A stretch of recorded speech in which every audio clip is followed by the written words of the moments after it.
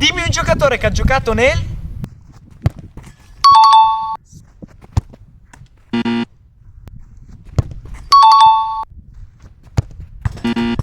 Dimmi un giocatore che ha giocato nel Manchester City e Bayern Monaco.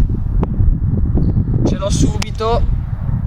Leroy Sané. Giusto. Dimmi un giocatore che ha giocato nel...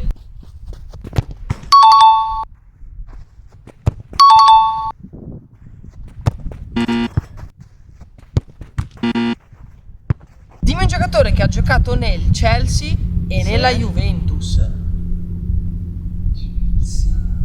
Questo è facile, dai.